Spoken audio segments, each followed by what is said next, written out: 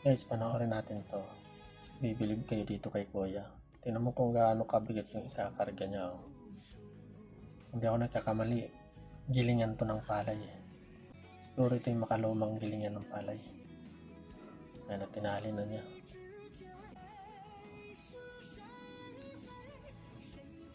Yan, may pababa nila yung sentral stand. Dalawa pa sila dahil sobrang bigat.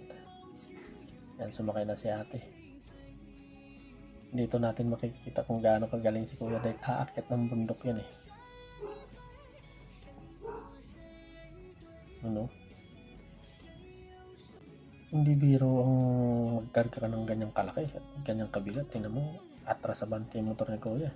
Lalaki kasi ng bato doon sa rough road. Oh, nakahambala sa daanan. O, yan o. Grabe.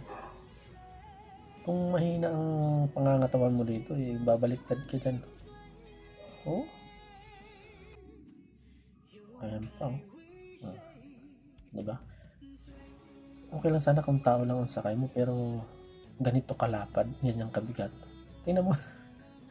Hirap si Kuya, oh. Atras abante siya. Oh. Sumasabit kasi. Ayun oh. Nakakatakot yun ah. Halos tumaob na yung motor ni Kuya. Oh. Grabe mo na yun. Sa wakas nakarating din. Ang galing.